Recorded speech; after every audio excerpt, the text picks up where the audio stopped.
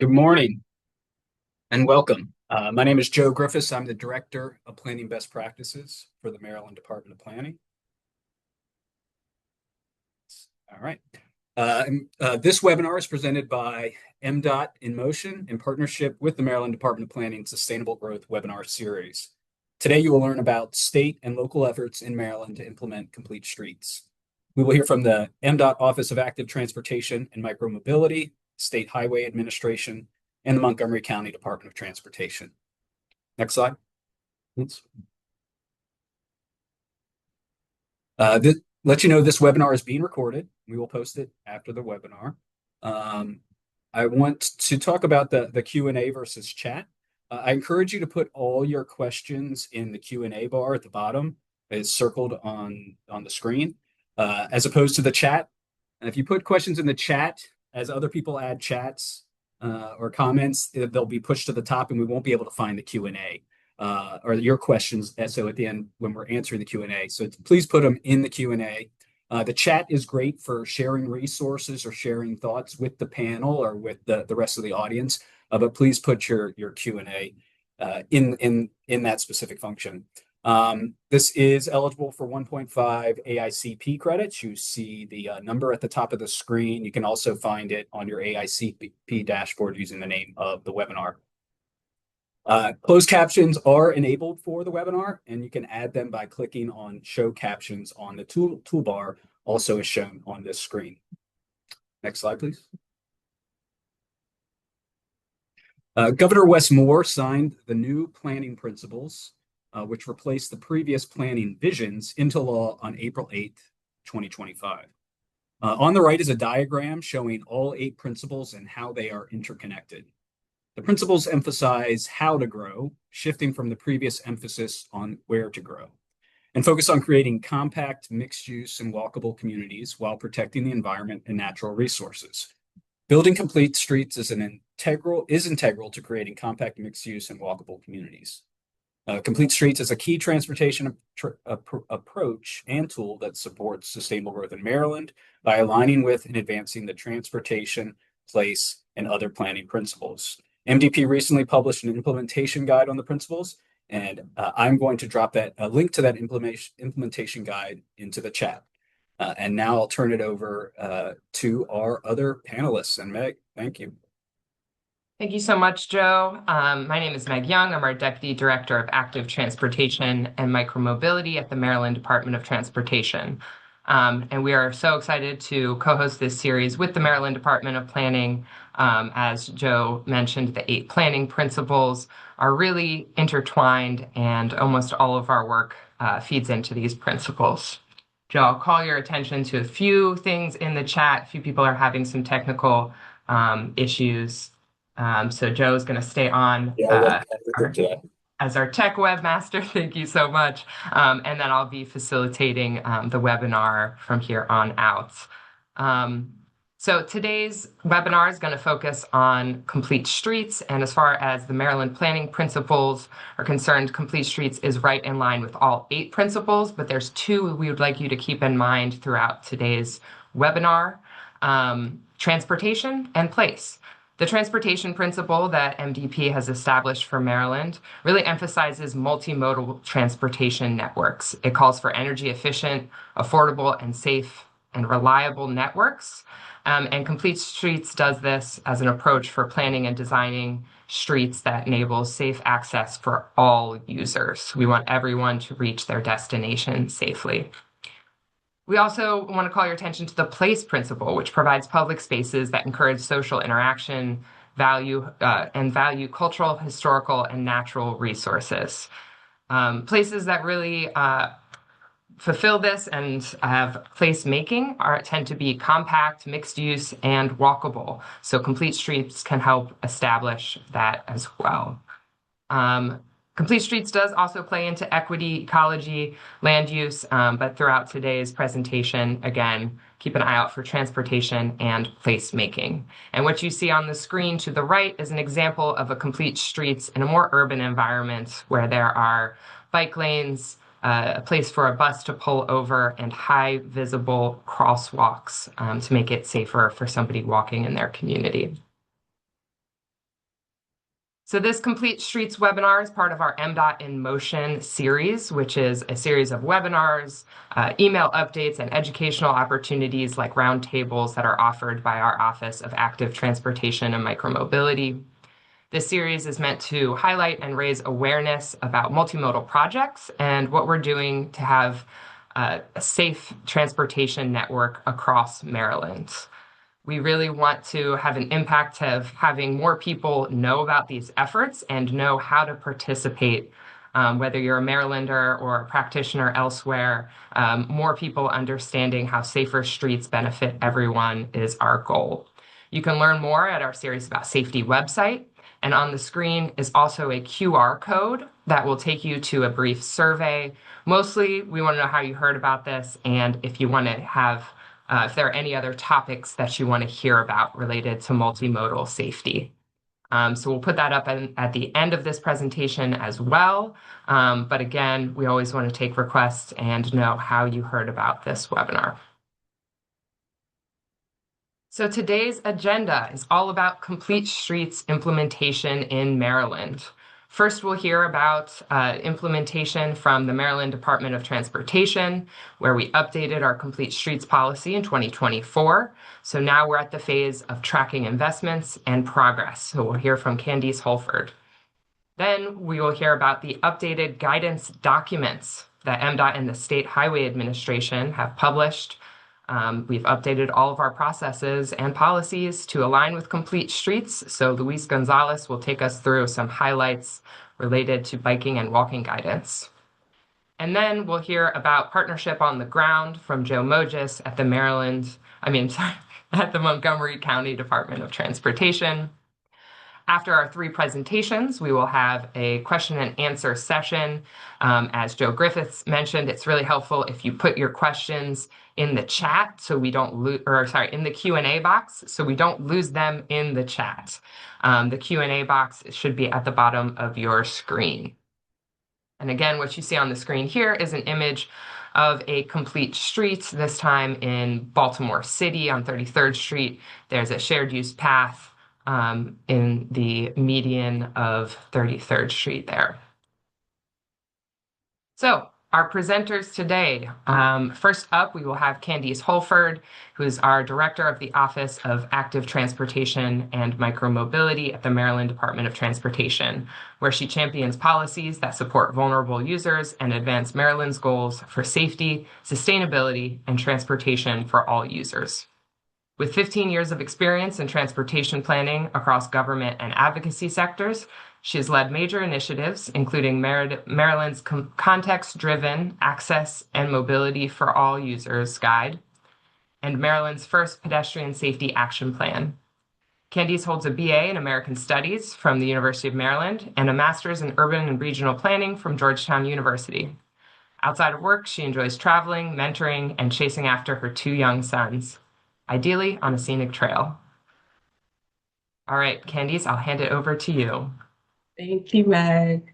Good morning, everyone. As Meg mentioned, my name is Candice Holford, and my office leads the implementation of the 20-year Bicycle and Pedestrian Master Plan, or MDOT. One of the key recommendations in the 2050 Bicycle and Pedestrian Master Plan, which was released in 2024, is to update MDOT's Complete Streets policy and to establish a Complete Streets program. You'll find that in Section 2-112 of the Maryland Transportation Code. Today, I'll be sharing an overview of the progress that we've made and the outcomes of our efforts related to that recommendation. The transportation article of Maryland's annotated code establishes that we have a policy. It explains that this policy guides how complete streets design features are incorporated into all phases of a project.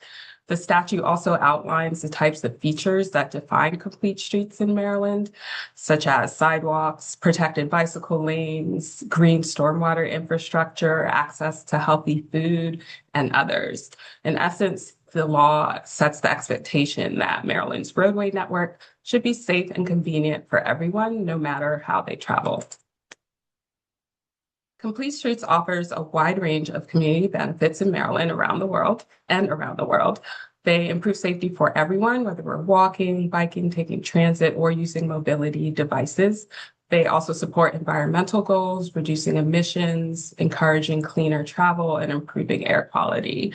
It expands access to jobs, to schools, to essential services, and creates more welcoming communities for all.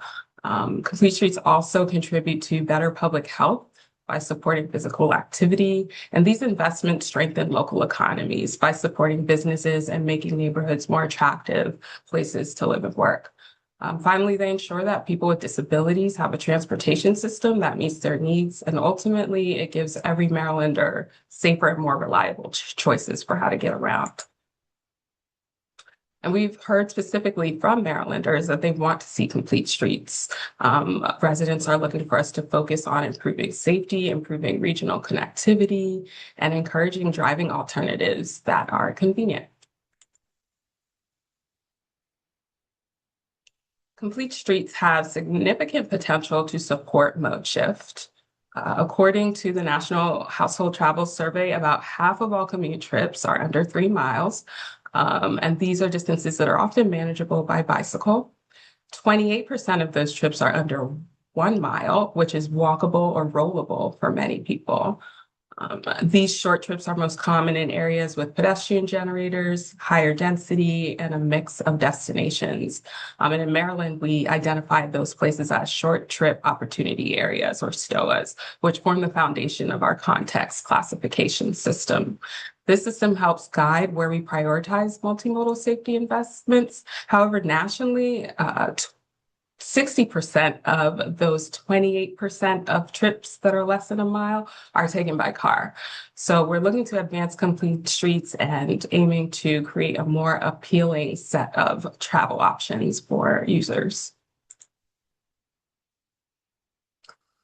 Next slide. So turning complete streets policy into action is what is going to transform our ideas into safer, more connected communities. Over the past several years, MDOT has intentionally moved from concept to implementation. In 2023, we focused on building alignment. We convened an internal complete streets work group that brought together all modal administrations and key offices, helping us establish shared goals and clarifying expectations while we built cross-modal collaboration. In 2024, we set the direction, updating our policy. The policy created clearer statewide expectations for how we consider safety and accessibility. And it also expanded the foundation to include all of our MDOT modes as opposed to just state highway, transit, and aviation. By 2025, the emphasis shifted to putting policy into action, and we released an implementation plan. In that plan, we defined our goals, our performance measures, clarified responsibilities, and as you'll see today, we began delivering projects within this new framework. Looking ahead, complete streets will become a part of everyday practice, and we're continuing to update our policies, programs, and guidance to integrate complete streets in everything that we do. Our updated policy includes a few key elements. Next slide. First, it applies to all capital improvement projects within MDOT's right-of-way. That means that every project is expected to consider complete streets from the start. The policy emphasizes equity and therefore prioritizes all users, including people who are walking, biking, and using mobility aids, as well as micromobility options like e-bikes and e-scooters. It aligns with our MDOT best practices, but also national best practices, and really does a good job of citing SHA's context-driven guidelines and MTA's bus stop design guide. A major component is also just more intentional engagement with underserved communities, making sure that their needs are directly informing our project decisions. And finally, the policy is grounded in the safe system approach, where we recognize that the responsibility for safety is shared so that human mistakes don't result in serious injuries or fatalities. Next slide. So there are several planning resources that are used to set the direction for investing in MDOT's Complete Streets initiative. Together, plans like the Maryland Transportation Plan or the Playbook, the statewide bicycle and pedestrian master plan, and the transportation trail strategic plan define what we're trying to achieve, where we should focus, and what types of projects we should fund. But we're not funding these projects one-off. Our investments are guided by a clear statewide strategy that links our vision and our actions to geography. Those plans use our Consolidated Transportation Program, or CTP, which includes funding for local networks through our Kim Lamfair Bikeways Network grant program, for example, and outlines exactly how we are turning these ideas and investment into improvements. Maryland is investing $540 million into Complete Streets projects and making it easier for people to access facilities that allow you to walk, bike, and boat safely across the state. This is our largest investment on record in constructing new bicycle and pedestrian facilities, reconstructing existing sidewalks to make them ADA accessible, and using state funds from our Bikeways Grant Program and federal discretionary grants like the Transportation Alternatives Program to expand our active transportation network. We're specifically committing $198 million of that to implementing projects on state-owned right-of-way that were identified in the Pedestrian Safety Action Plan, the VRU Safety Assessment, and other prioritization efforts that we'll talk about today. So Complete Streets is the default approach when we are designing any project within our right-of-way. And because of that, the projects that include Complete Streets design elements like sidewalks, pedestrian crossings, and others that I listed earlier, they are going to appear all throughout the CTP. There are, however, a few dedicated sections of the CTP where these investments are grouped and summarized. And there are screenshots of that available on that slide. Diving into one of those, bicycle and pedestrian investments are reflected both as standalone projects and as integrated improvements across the broader program. There are 13 pages of bicycle and pedestrian projects listed in the final FY 2026 through 2031 CTP. These pages list projects that are from programs that existed before MDOT updated its Complete Streets policy in 2024, like our new sidewalk, bicycle retrofit, and transportation alternatives programs. The next slide shows a screenshot from SHA's, the State Highway Administration's Complete Streets project information sheet in the CTP, and that's page 6 of their statewide program. This includes SHA's implementation of the Pedestrian Safety Action Plan, the Vulnerable Road User Assessment, several district safety projects, our Complete Streets Quick Build program, and through these efforts, priority locations for vulnerable road user safety investments are identified and addressed to support our safety and accessibility goals. The MDOT Complete Streets Initiative is an example of how we are changing the way that we develop and deliver multimodal projects. So these emerging programs on the screen are moving the needle on traffic safety and transportation access for everyone. To date, we have committed over $60 million to advanced PSAP projects, and that number is growing as we continue to design more projects. And for a more targeted approach, we've invested over $300,000 so far in our Complete Streets Quick Build program. Our district offices are advancing local priorities, investing $40 million in safety projects.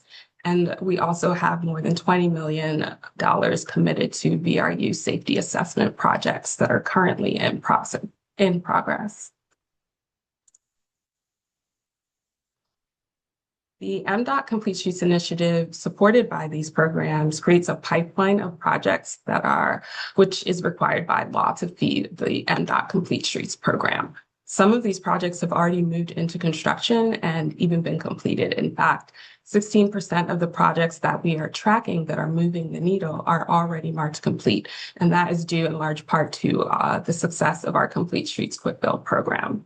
Most projects in our current snapshot, however, come from the PSAP program, and they're steadily advancing through planning and design. Notably, we began construction on our first two PSAP projects the same year that we released our Complete Streets implementation plan. Each MDOT transportation mode plays a key role in delivering the department's capital program. So as noted earlier, our Complete Streets policy goes a bit beyond what's required in statute, and it commits all of our MDOT modes, including MDTA and TSO, the Secretary's Office, to the Complete Streets approach. To support this, agency heads have designated Complete Streets champions within every mode. These champions track progress and ensure that Complete Streets principles are applied consistently. They meet monthly to coordinate efforts, share updates, and report out on how programs and projects are advancing under the implementation plan.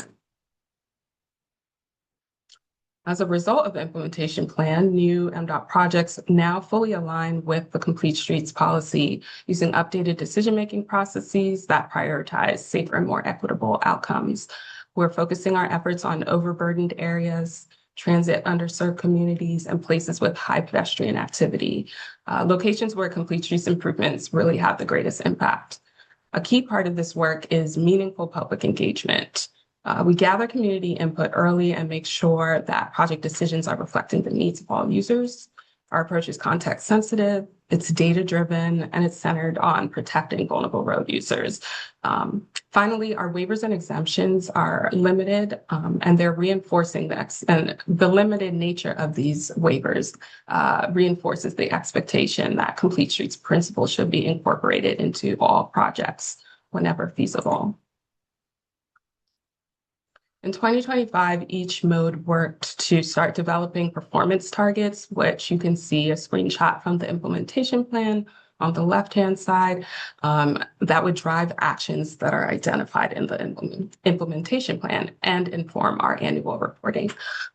A few targets that were developed after the implementation plan was released and that we're continuing to develop are shown on the right-hand side as examples of our commitments that champions are working to track and advance. So we've got a couple targets there related to safety, infrastructure, accessibility, and transit reliability, as well as funding. Notably, we'd love to maintain what we've seen is a pretty consistent annual 5% increase in funding each year to keep our programs going. TSO established an intermodal MDOT work group, which I mentioned earlier. That's our champions group, and that group is working to strengthen the coordination across the modes and improve information sharing. We piloted a quick build program with SHA, allowing us to test low cost, rapid deployment, safety, and connectivity improvements. And SHA has really taken that program and ran with it.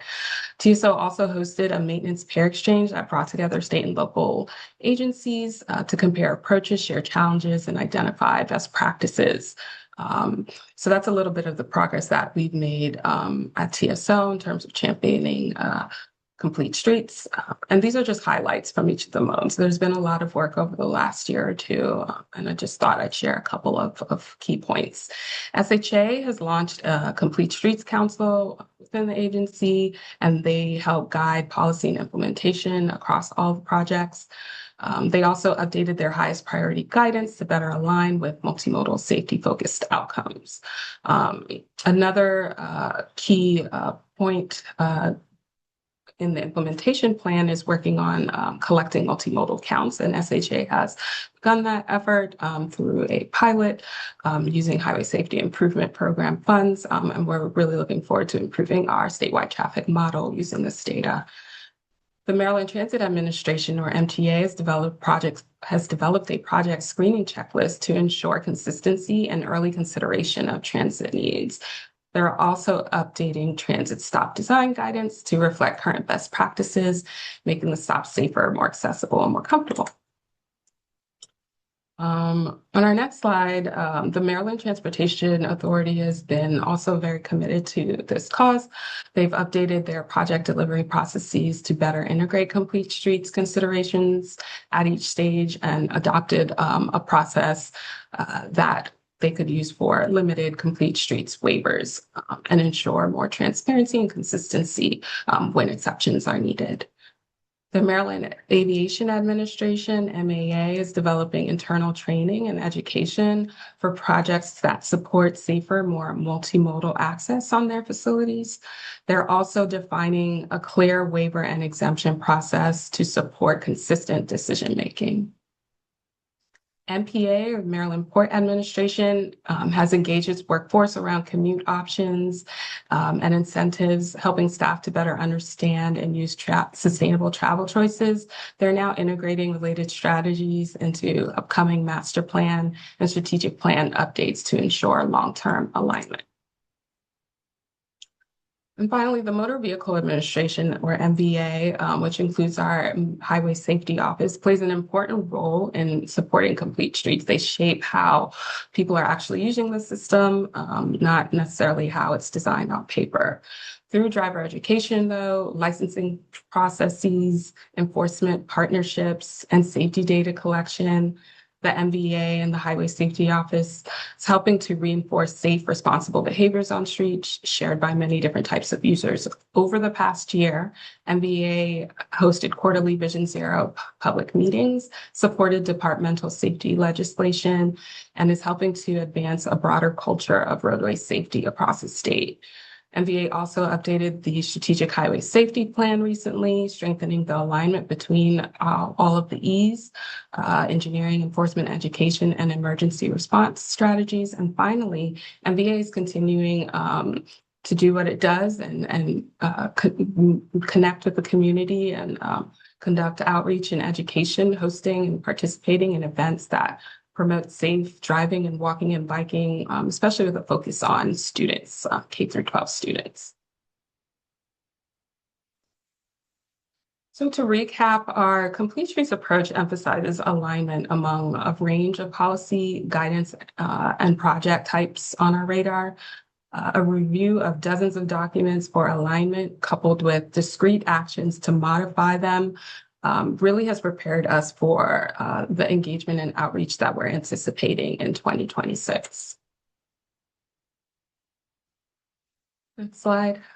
Building on that, we've completed an action plan. We've started to deliver on those recommendations in the near term by establishing a program to temporarily test innovative solutions. And then we'll use that data to reconstruct our system permanently and create a shelf of projects that result in high quality facilities for all ages and abilities. But ultimately, Complete Streets is a call to action that requires all of us working together. A survey that the Office of Active Transportation and Micromobility has done is showing that about 15 of Maryland's 23 counties and Baltimore City have plans that support this direction, but there's still work to do. And when we say plans, we're talking about local highway safety plans, Vision Zero plans or policies, complete streets, policies or ordinances. There's a range of that. There's a lot of that happening in the state, but we're looking for areas where we can really show some support. And those seem to be our incorporated towns and cities. To strengthen implementation statewide, we're focusing on building that local capacity and alignment. First, we want to encourage jurisdictions to identify complete street champions, people who can help lead, coordinate, and advocate to keep projects moving. We're also working to align procedures across our grant programs, making it easier and more consistent for local governments to apply, to deliver projects, and to meet requirements on time and within budget. And finally, we're committed to sharing training, guidance, and resources so our partners have the tools that they need to bring complete streets to life in their communities. And we look forward to working on that with you and sharing more opportunities in the months ahead. So thank you for having me today, and I will hand it back over to Meg. All right. Thank you so much, Candice, for setting the stage, sharing about the MDOT Complete Streets Policy, and a lot of progress underway.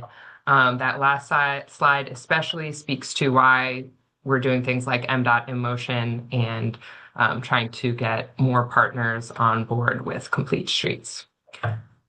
Moving on, next we will hear from Luis Gonzalez about updated pedestrian and bicycle guidelines that support Complete Streets.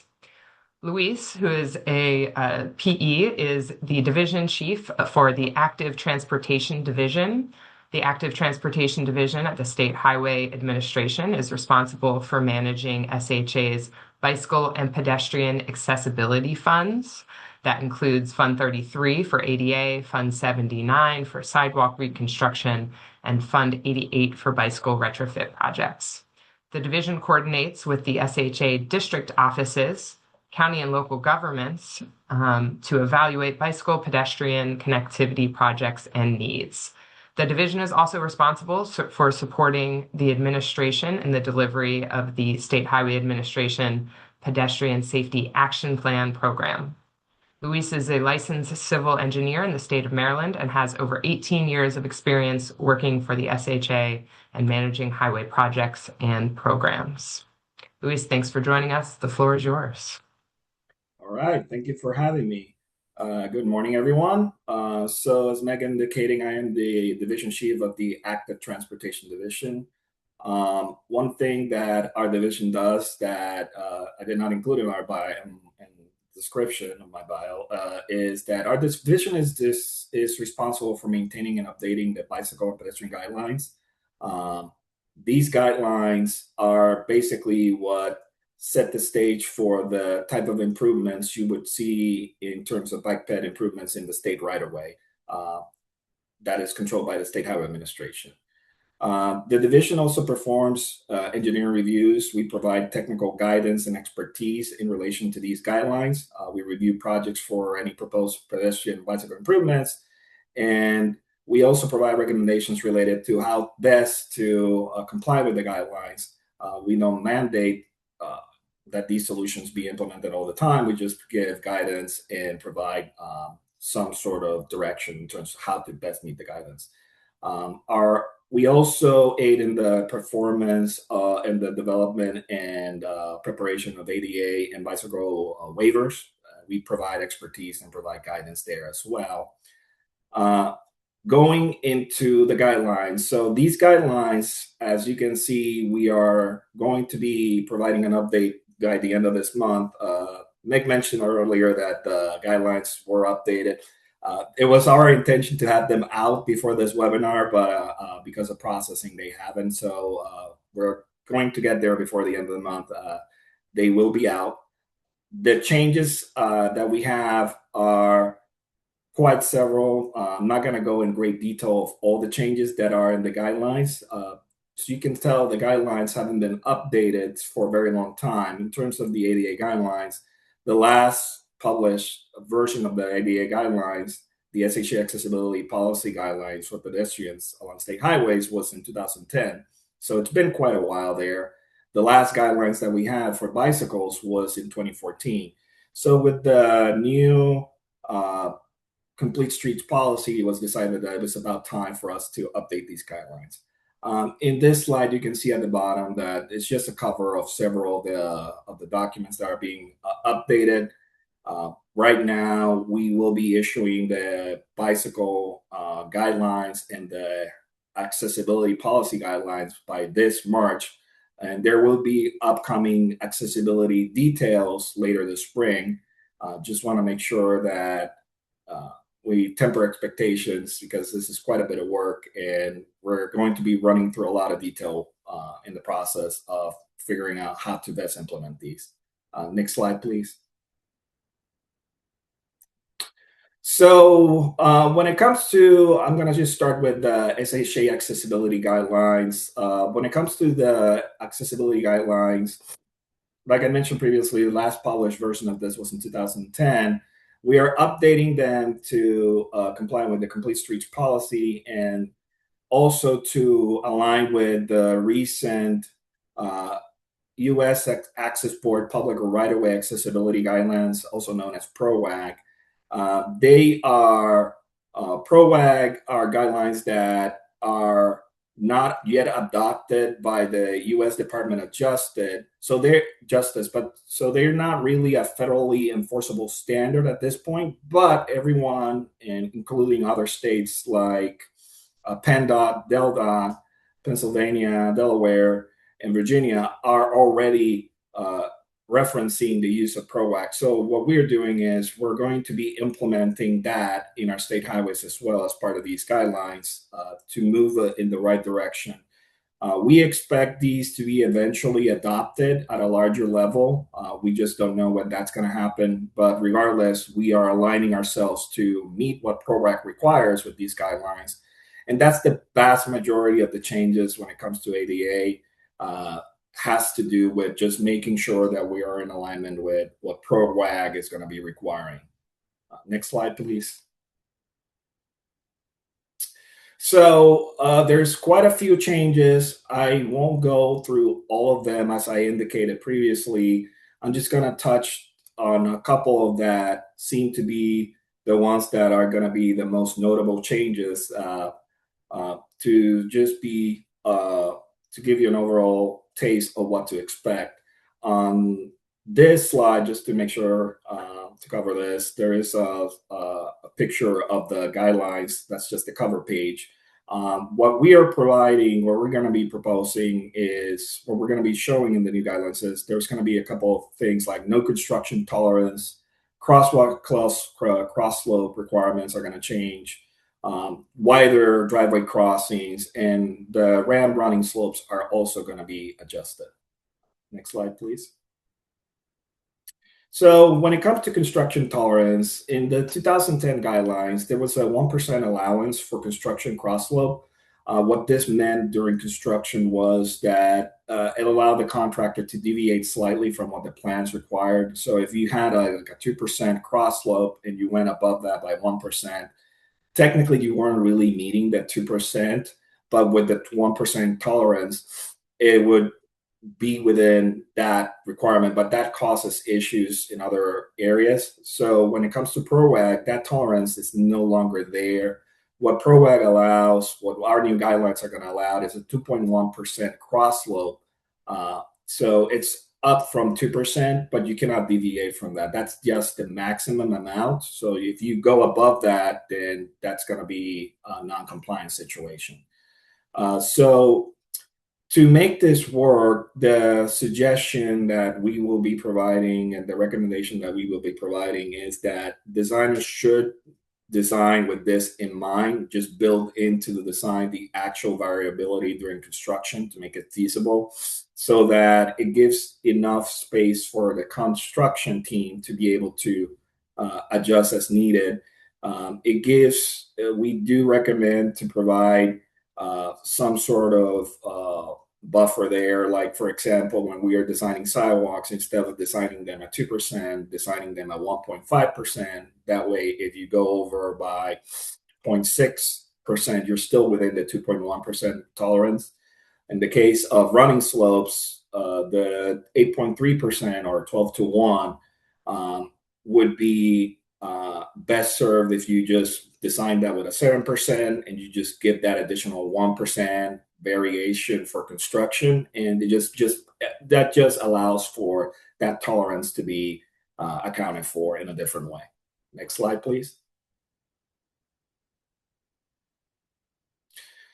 So here in this slide, we're showing a drawing of driveways and how they used to be shown in the old guidelines versus how they're shown in the current guidelines. In the previous guidelines in 2010, there was a 36 minimum width for 48 to 1 or 2% maximum cross slope, which is changing now to a 2.1% maximum cross slope, but it has to be 48 inches. The previous one had the 1% tolerance. Now they won't even have that. It's going to be 2% maximum. So designers are forewarned to design this with the additional tolerance in mind during design. The 48-inch is just to make it match what PROAC requires now. Next slide. Another change in ProAg, and here we show an image of a crosswalk, a driveway. So driveways that have traffic control devices like yield or stops will be required to have a detectable warning surface. That's different from our standard back 2010 standard. That's being updated. So what you're going to see is more detectable warning surfaces in facilities like sidewalks and shared use paths. It's meant to, again, to meet what ProAg requires. Next slide. So the updated, with this, we're going to be working on updating the accessibility standards in details because we are going to be going through a lot of changes when it comes to design. We won't have details ready as standards yet this year. The intention is to start providing details for consultants and project managers and designers to include these details in construction plans for projects as needed. And we won't turn them into standards till June 2027, when all projects will be anticipated to be required to be in alignment with these guidelines. So up to that point, it's understood that certain projects won't be able to meet the guidelines. They will be maintaining the previous standards. But after June 2027, if a project is advertised after June 2027, the expectation is that the new guidelines are going to be adhered to. This includes basically if there are any waivers to make sure that we meet the policy, those would be approved as part of that process. Next slide, please. All right, now for the bicycle guidelines. So the SHA has part of these new guidelines that we're going to be issuing. We are adopting the 2024 AASHTO Bike Guide as the primary bicycle design guidance. Our previous guide had specific treatments for SHA roadways. With this change, it just makes us to align better with the industry and national standards. And what we anticipate is it will simplify and give more flexibility for designers to be able to just use what AASHTO is recommending. We do include specific guidance in our current bike guidelines. We will be providing specific guidelines in terms of what's required in Maryland. And this is going to align with what we have already published in the facility guidance for the 2050 Maryland Bike Master Plan. So we're just going to go through that now. In this page, you can see that I'm just including the cover page for the bicycle policy. So the 2024 AASHTO guide, we're going to be using it as primary guidance, as I indicated previously. It's a robust improvement from previous guides. It has a lot more guidance in terms of shared use paths, side path design, separated bike lanes, raised bike lanes, standard bike lanes, and innovative treatments and intersections. And SHA also participated in providing feedback in terms of these treatments during the development of the guide. So this guide will be a massive improvement in how we treat bicycles in the state moving forward. Next slide, please. So in terms of facility selection guidance, the bicycle guidelines will include a process of how to best select what is the type of facility that you will be providing in your projects, in parts of our projects. The selection includes information pertaining to the type of roadway user, the type of context, and the target level of traffic stress. We believe this will give a lot more flexibility for designers to be more creative in developing solutions that actually target the users and benefit roadway design. Will give additional flexibility for roadway design. Flexibility that we didn't used to have, and it makes it much more streamlined. Next slide, please.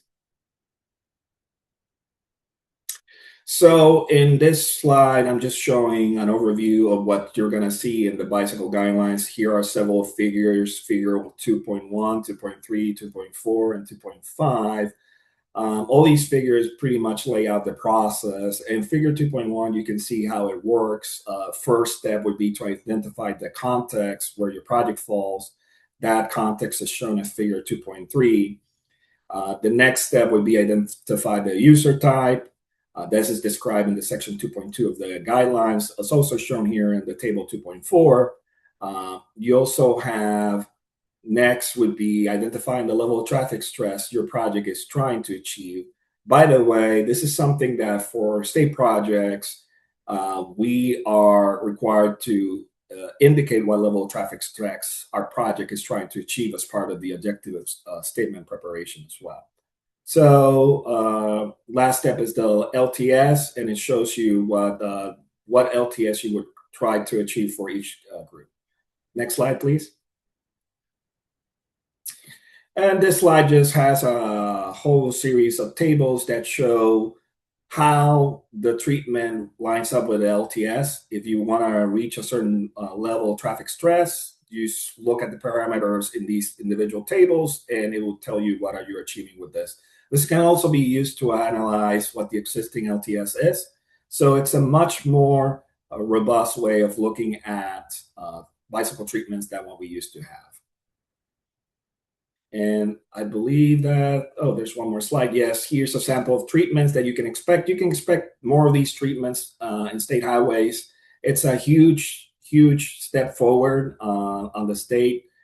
Now we will be seeing more of these treatments with the new guidance. We expect this to be a much more vulnerable road user friendly environment, and will be a large step forward in creating complete streets for the state. And I think that is my last slide, and I thank you all very much for this opportunity.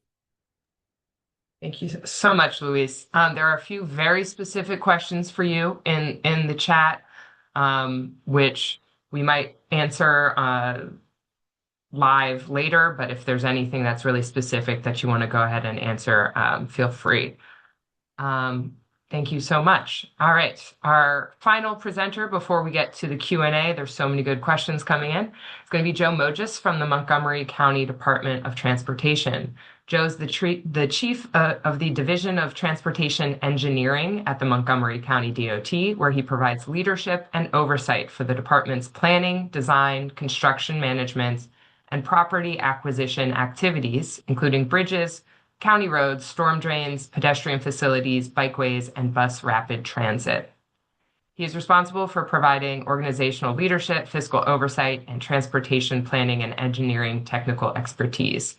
He's responsible for managing project implementation and guiding policy development to achieve the county's annual construction needs, as well as the development and delivery of large-scale capital projects.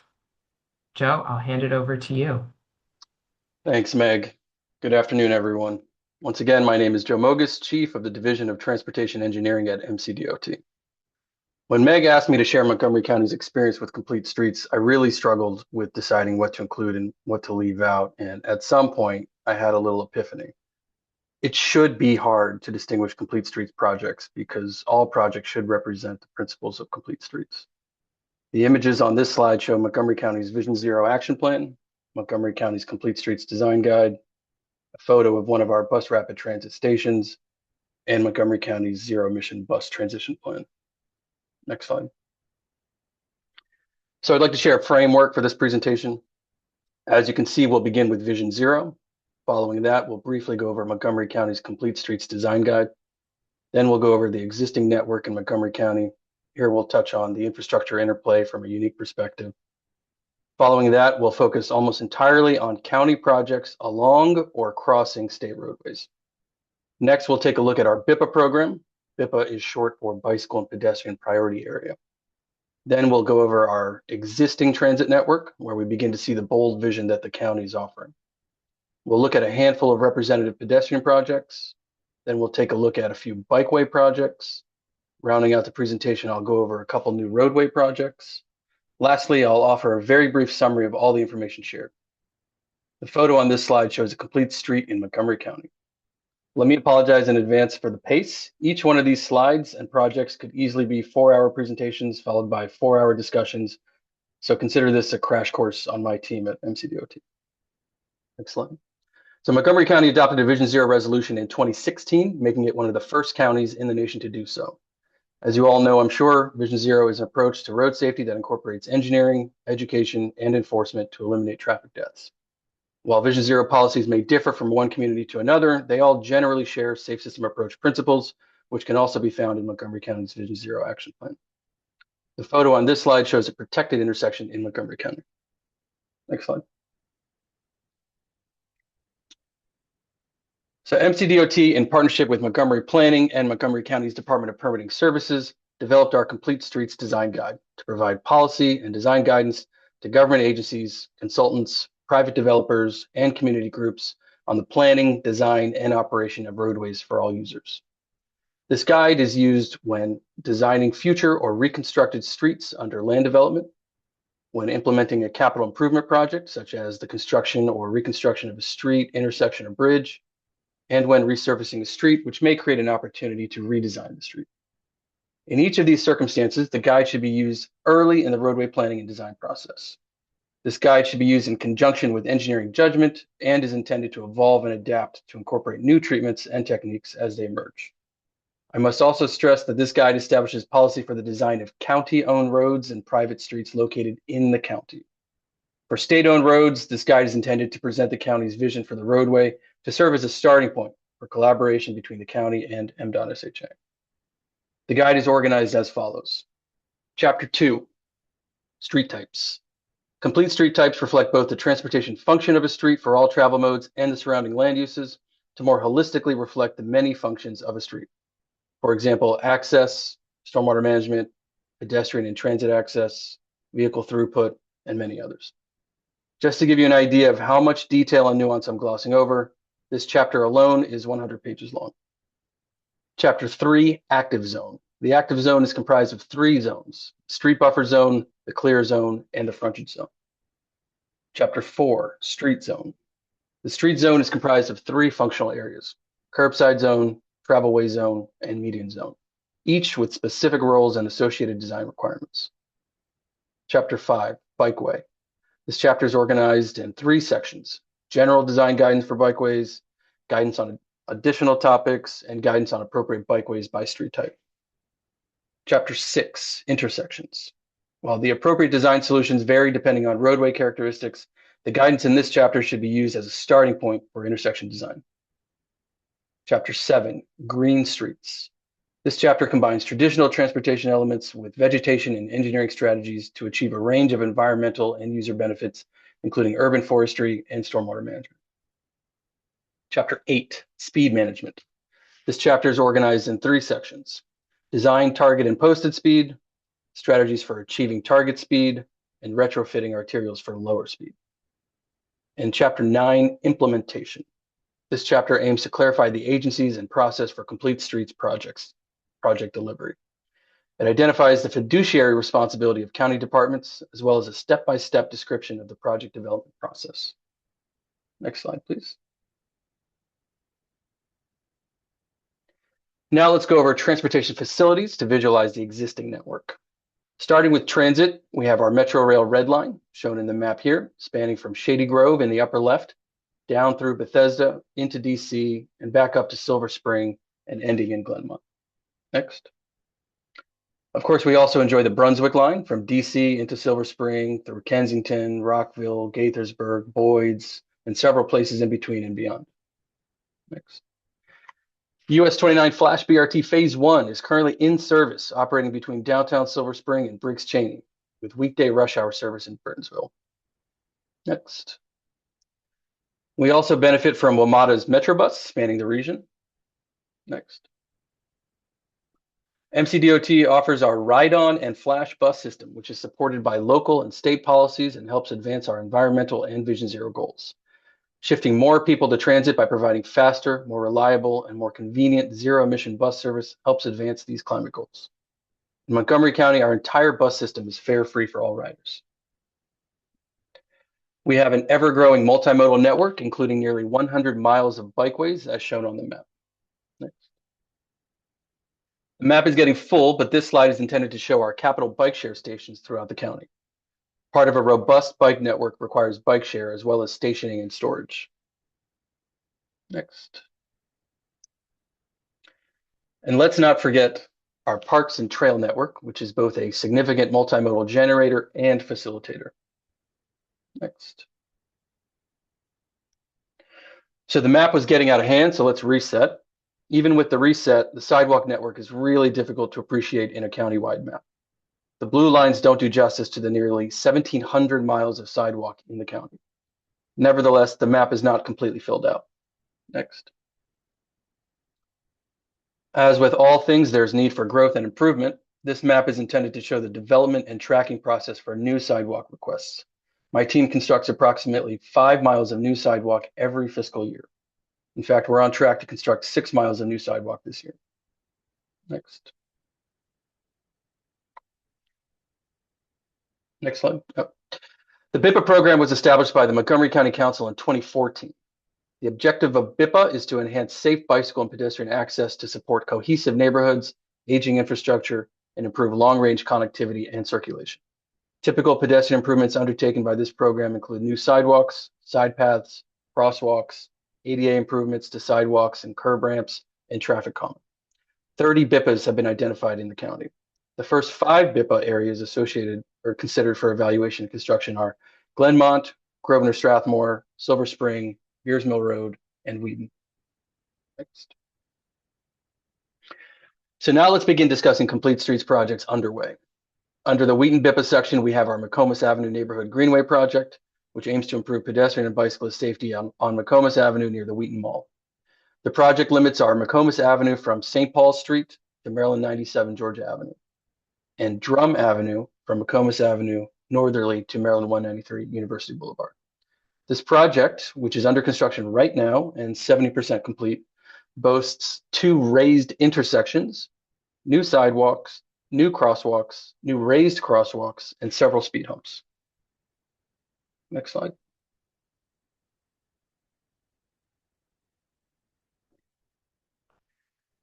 Under the Wheaton BIPA section, we also have the Amherst Avenue Bikeway project located just a block from and parallel to Maryland 97 Georgia Avenue. The Amherst Ave BIPA project includes a new 2-way cycle track along the west side of Amherst Avenue from Wyndham Lane to Arcola Avenue, spanning approximately 1 mile.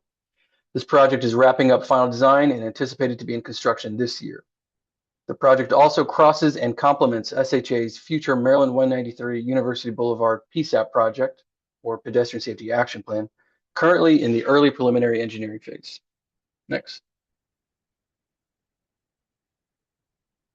Under the Grosvenor BIPA section, we have our sidewalk and shared use path project along Maryland 355 from Pooks Hill Road to Strathmore Avenue.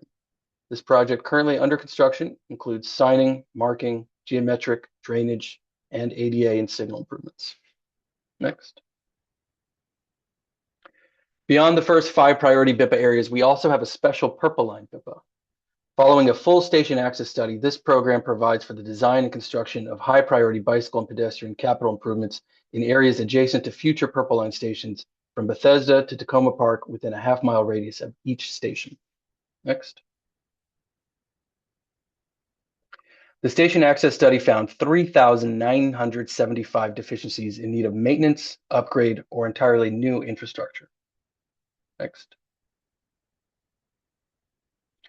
Since we begun work on addressing these deficiencies in FY22, we have successfully completed 1,051 needed improvements. While this is fantastic progress, next slide, we still have our work cut out for us, as we have 2,924 deficiencies left to address. But we're making progress and committed to the plan. Next. In addition to the station areas noted, we also anticipate construction to begin in FY28 for our Flower Avenue separated bike lane project. The project boasts the following: separated bike lanes on both sides of the roadway widening with 9 additional parking spaces on both sides of the roadway, floating bus stops on both sides of the roadway at Flower Avenue Urban Park with a new pedestrian hawk signal, and a reconstructed Maryland 320 Piney Branch Road to create a protected intersection. Next slide. In FY 28 or 29, we also anticipate construction to begin for our Carroll Avenue separated bike lane project. This project boasts the following: south of Maryland 193, one-way cycle tracks on each side. North of Maryland 193, a two-way cycle track with 4-foot buffer and parking lane on the northbound side, along with 3 raised crosswalks and curb extensions. Next. In FY 29 or 30, we anticipate construction to begin for our Piney Branch Road Bike Facility project. This project will provide additional pedestrian and bicycle connectivity along Maryland 320 Piney Branch Road between the immediate vicinity of the future Purple Line station area, which extends from Greenwood Avenue to Maryland 193 University Boulevard. The project extends from along Maryland 320 from the Sligo Creek Trail at the western limits to Maryland 650 at the east end, where it meets SHA's first PSAP project. Next. The MTA Purple Line, slated to open in late 2027, will be a vital system that moves people efficiently and sustainably while improving the quality of life across the region. Next. Public transportation plays an important role in the daily lives of Montgomery County residents and visitors, providing access to work, schools, shopping, daily activities, and more. Flash Bus Rapid Transit, or Flash BRT, is a limited stop bus service currently planned for 7 corridors within Montgomery County. This service will transform mobility options by connecting riders to activity and employment centers. The service will also improve passenger transit mobility with bicycle and pedestrian improvements along the corridors, making it easier and safer to get to Flash BRT stations. Next. We have a large and growing population in Montgomery County, and public transportation connects communities by getting people where they need to go quickly and efficiently. Flash BRT service fosters equitable communities by providing reliable mobility. It also boosts the local economy, provides sustainable transportation options, and supports a healthier, hassle-free lifestyle. Flash BRT will run in its own lanes where possible to bypass the existing traffic congestion. It will also avoid traffic congestion using queue jumps and transit signal priority at select intersections, provide faster and more reliable service. Flash BRT mimics light rail vehicles, but at a lower cost and runs for longer hours with more frequent service. Next slide. Flash BRT stations are designed to be convenient and comfortable with real-time tracking at stations. The unique modern stations will provide weather protection with canopies and real-time transit information. The stations are also well lit with seating and near-level boarding for wheelchairs, bikes, and strollers, increasing transit equity while also improving travel time. Our bus fleet has reliable Wi-Fi and USB charging on board. Riding buses reduces your carbon footprint by burning less fuel and improving air quality. Approximately 85% of the greenhouse gas emissions that come from transportation are due to personal vehicles.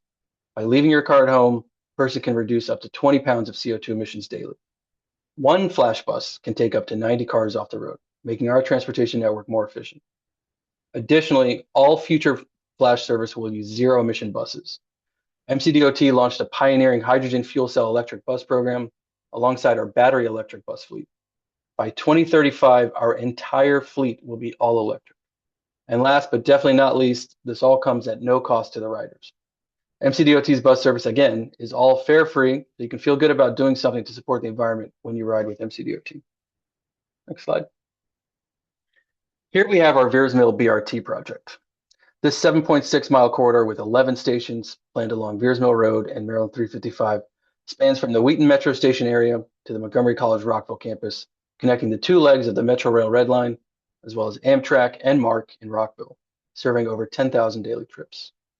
Planning conducted by SHA resulted in a recommended alternative in late 2017, which includes queue jump lanes for use by BRT and other buses at congested intersections along the corridor, new BRT stations with level boarding, transit signal priority, the purchase of new zero-emission BRT buses, and other associated pedestrian and bicycle improvements along the corridor.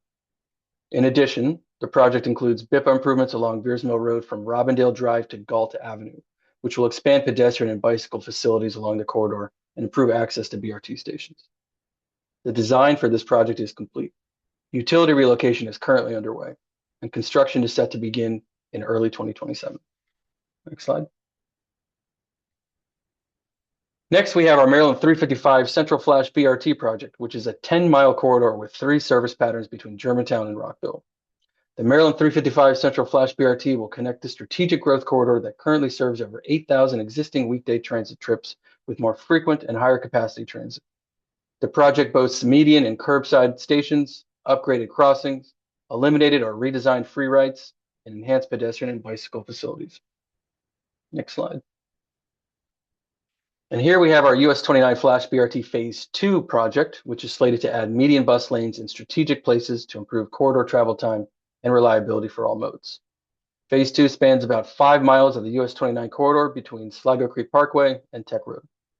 There will also be station improvements at Four Corners and Burnt Mills. This project will improve riders' mobility, decrease travel times, construct new traffic signals, include bicycle and pedestrian improvements, and make it easier and safer to get to the stations. Next slide. To complement the investment in US 29 Flash BRT and to identify needed improvements, a US 29 mobility and reliability study was completed. The study developed recommendations to address pedestrian and bicycle access and safety for the stations between the Silver Spring Transit Center and Tech Road. In addition to my team's sidewalk program, we prioritized corridors included in this study for constructability review, design, and construction, not unlike our BIPA program. Next slide. So here we have a great example of SHA and MCDOT working alongside each other for the common goal of improving multimodal mobility for the Ashton-Sandy Spring area of Montgomery County. The naming conventions and roadway ownership can be a bit confusing here, but I'll try to clear it up a bit. The east-west roadway at the top of this map is SHA's Maryland 108. The red label for Phase 1 Dr. Bird Road is SHA's Maryland 182. This is in what's called the Heritage Triangle. The red label for Phase 1 Norwood Road is also SHA's Maryland 182. Now back to the opposite leg of the Heritage Triangle, you'll see a green and purple line. This is Montgomery County's Norwood Road. The red and purple areas on the map show the limits for our shared use path projects that complete the missing sections of ped bike facilities. The blue area shows the limits of SHA's Maryland 108 shared use path project from Maryland 182 to Norwood Road. That has 25% financial participation by MCDOT, but is led by SHA. And the yellow area along Maryland 108 shows SHA's sidewalk project from Norwood Road to Maryland 650 New Hampshire Avenue, currently in preliminary engineering. This level of coordination and cooperation between agencies is extraordinarily helpful for SHA, MCDOT, and most of all, the local communities and commuters. Next slide, please. The Capitol Crescent Surface Trail Phase 2 project is a 10-foot wide shared use path along 47th Street that connects Willow Avenue to the Elm Street Park Promenade at Elm Street.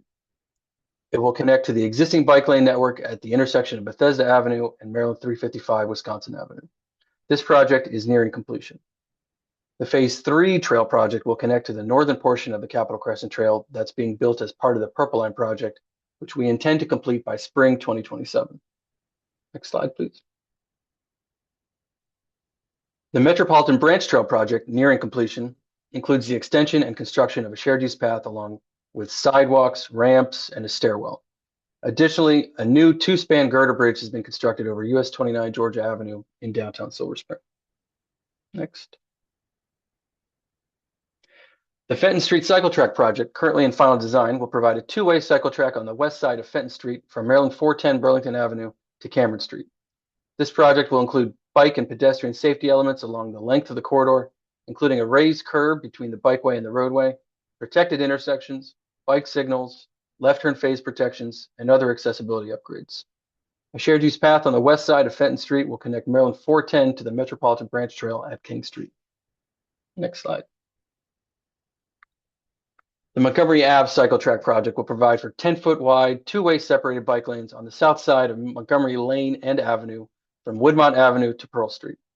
A new bus platform, high visibility crosswalk markings, landscaping, and signal modifications are also included. Phases 1, 2A, and 2B, which extends collectively from Woodmont Avenue easterly to Waverly Street, are all complete. We're now in final design of Phase 2C, which extends farther east from Waverly Street to Pearl Street. Montgomery Lane is a county roadway, while Maryland 355 Wisconsin Avenue and Maryland 410 Montgomery Avenue are state roadways. Essentially, Phase 1 lies entirely in county right-of-way, while all of Phase 2 lies in SHA right-of-way. Next slide, please.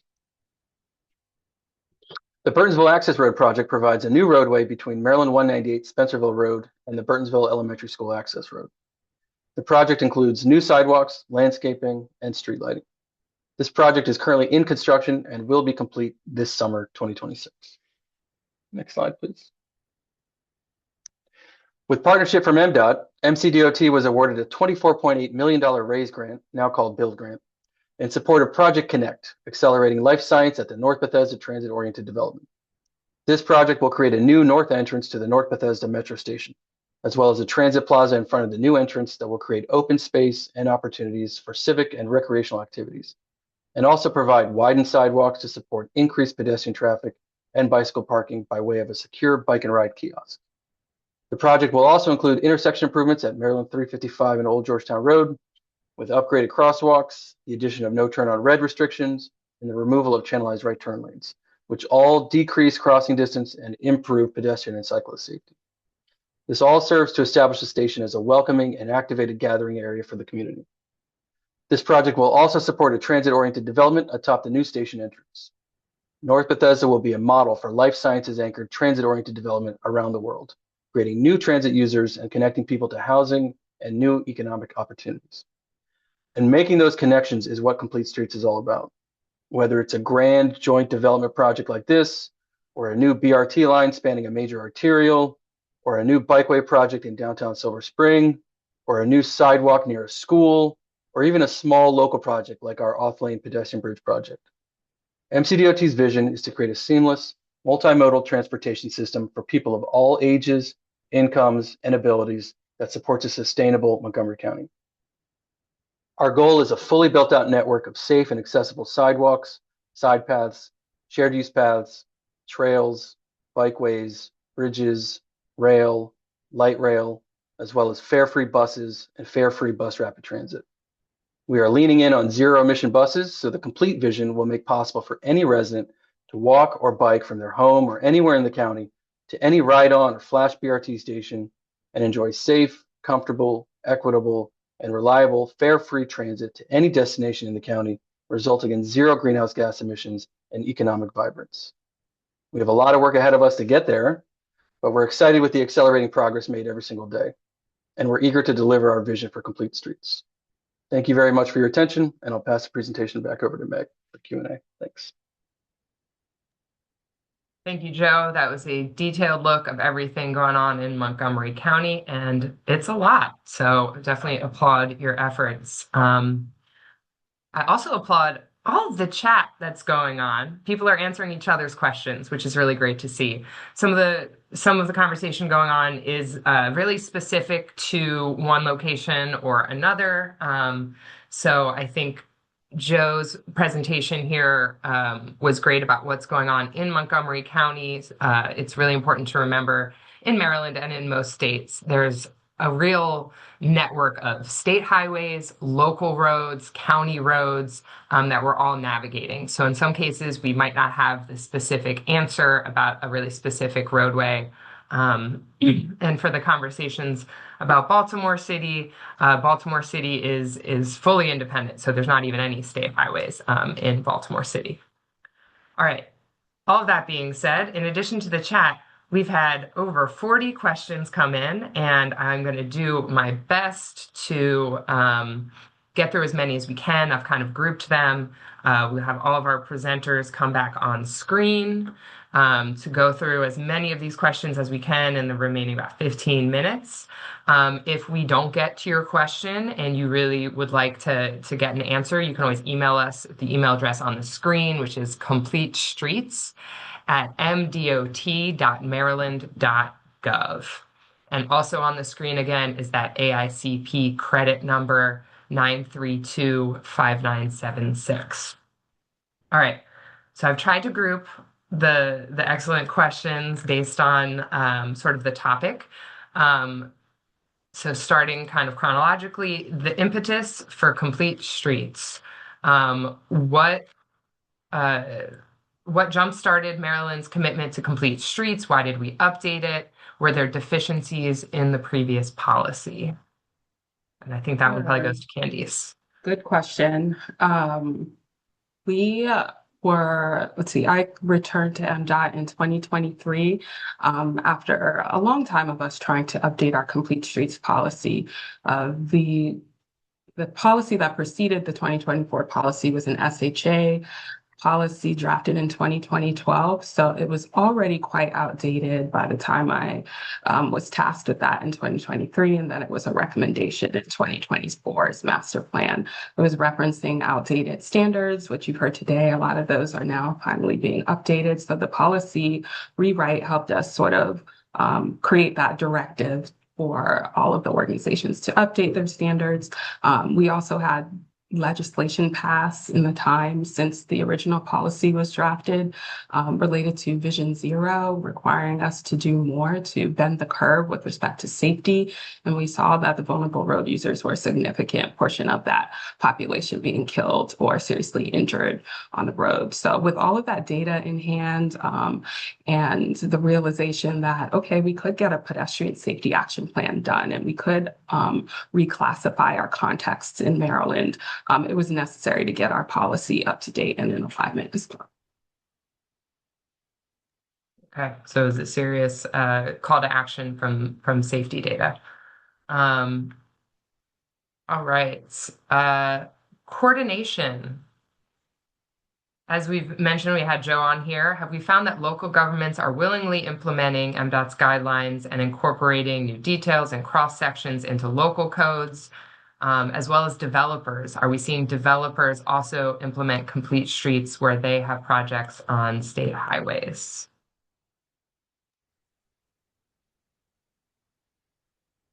I'm guessing that question is for me. Speaks to the developer. Sure, Luis.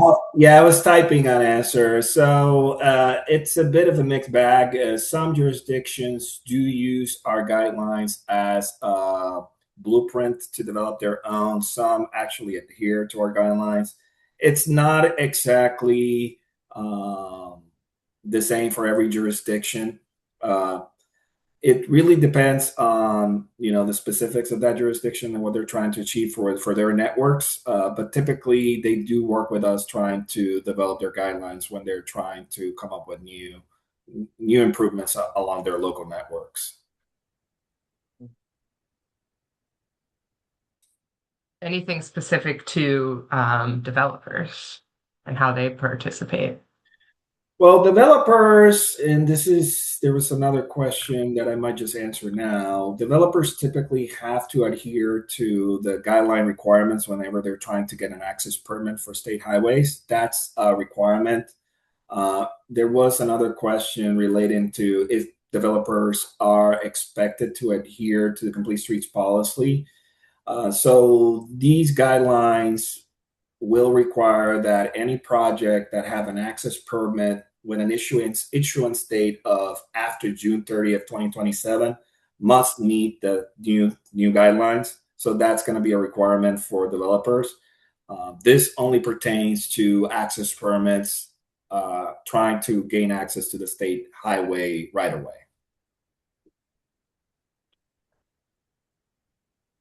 Okay. Anything to add, Candice or Joe, for the Montgomery context with developers?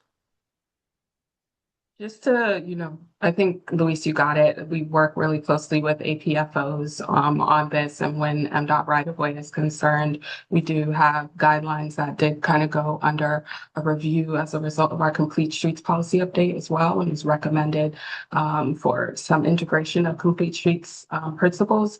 And so our TIS guidelines, traffic impact study guidelines that are published by SHA, I think are also under review. And we're working closely with business partners and the APFOs on our access manual and what this means for them as well. But most of this related to developers and local jurisdictions and what they can do in a right-of-way is codified. I'll just briefly say, in Montgomery County, developers have a rigorous protocol they must abide by through our Complete Streets design guides, and that is spelled out in a significant section in our guide. So anybody can Google Montgomery County's Complete Streets design guide, and you can see all the details you like in there.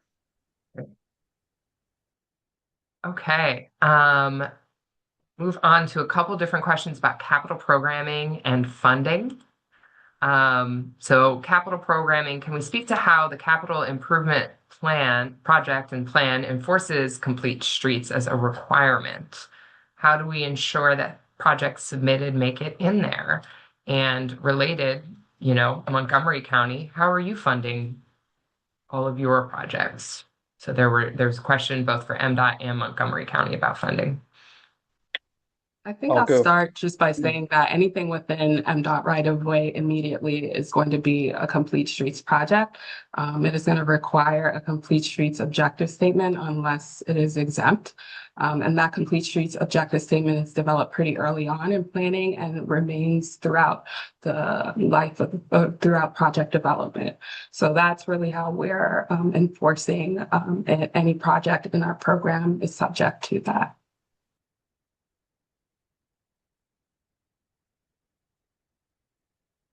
So it's a simple question and a complicated answer. So it really depends on the project, orders of magnitude and scale. Some of our BRT projects are funded by GeoBonds, and some of the more significant ones, if they qualify, are FTA grants. But there's various sources of funds. There's state grants, but for the most part, in Montgomery County, it's GeoBonds. Okay. And how do you fund the fare free transit? GeoBonds. Okay. All right, so that's the funding behind it. But then what about the economic impact that we're seeing from Complete Streets? How are we promoting economic development? It might help jurisdictions that maybe aren't embracing Complete Streets yet.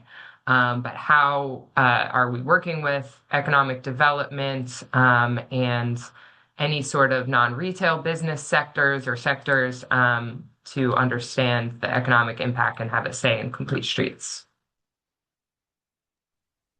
Yeah, I think that's a big task for us this year, especially is communicating now. We've done a lot of work, as you saw from our presentation, internally to get aligned, get our what's on paper to match kind of the spirit of what the direction that we're trying to go. So now I think in 2026, we can start to engage locals about what this means and translate it for their use, especially because we want them to adopt these policies. And I think a big part of that is communicating what the economic benefits are. And we can see that with Complete Streets when you think about transit-oriented development. We get to work closely with our Office of Real Estate and Development on their TOD efforts, and that's largely a collaboration or a partnering effort with our locals and our transit agencies, WMATA. So lots of different types of stakeholder groups there, but lots of opportunity to impact transit-oriented development when you bring Complete Streets in conversation.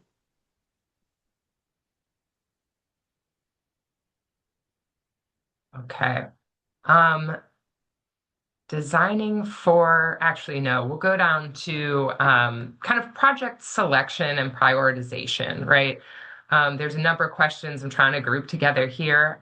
Very specifically, we do have the chair of the Rockville Pedestrian Advocacy Committee, and they're really concerned about the roads in their area that have crashes. The top crashes are state roads.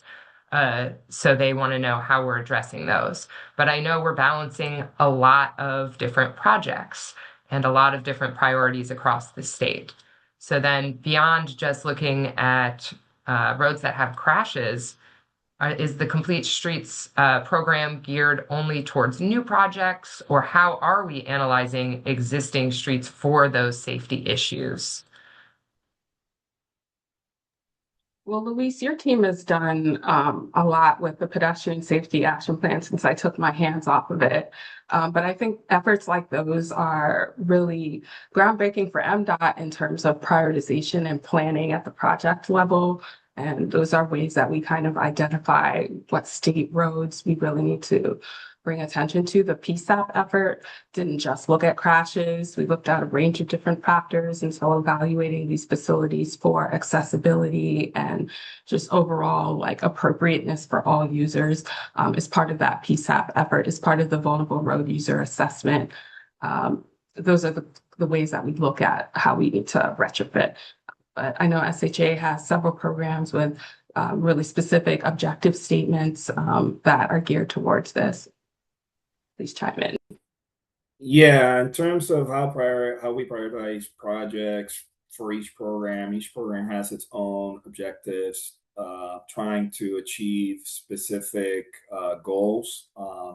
Overall, when it comes to something like ADA compliance, for example, we are trying to meet the requirements of the transition plan that we gave to Federal Highway, where we're trying to get all our facilities to become ADA compliant. When it comes to bicycle connectivity, it's a little bit harder there. That's more of like trying to see where we can get improvements that would create the best connectivity in the network. And I believe with the new way of approaching things with the LTS, it will make it more. It will be something that would make it more effective moving forward. How we prioritize what type of improvements and what type of locations. This is not exactly prioritizing projects themselves, but prioritizing what type of improvements we want in a certain corridor to create certain connectivity goals. I hope I answered the question. I got lost there a bit, so. Yeah, there's a lot of different questions in here. I think for those really concerned about streets in their communities and, state-run roads, I would summarize with also saying, like, you can participate by making sure your local plans indicate you want safety improvements there. Because the follow-up question is kind of what triggers the Complete Streets policy? How would an improvement be put in on a state highway? And the way that a local can ensure that happens, right, is making sure they've advocated for a safer street. So the Rockville Pedestrian Advocacy Committee, if they've worked with Rockville and they have the bike ped plan, the next time a project goes on one of those state-owned roads, we'd be required to look at those plans. But can we speak to what triggers the Complete Streets policy in terms of when a project is undertaken? Is it resurfacing, significant repairs, or total reconstruction? For Montgomery County, it's all of the above. And in Maryland, it is going to be new projects, reconstruction, and also include resurfacing projects. And the policy, because I saw a couple of questions come up related to this. Let's see, we signed it in June 2024, and then we gave ourselves 6 months to come up with an implementation plan. That implementation plan reinforced that projects that hadn't reached 30% or started the NEPA process at the time that the policy was effective would be subject to the Complete Streets policy. So there's a question about retroactively going back to old projects. Certainly the PSAP looks at corridors that have been around for a while and what we need to do to reconstruct them. So we're retrofitting those.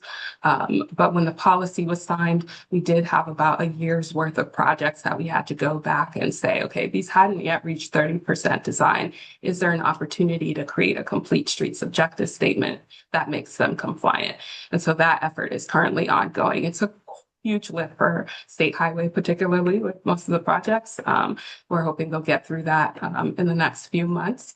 But certainly any new projects and even the PSAP projects are already taking on the requirements of the policy.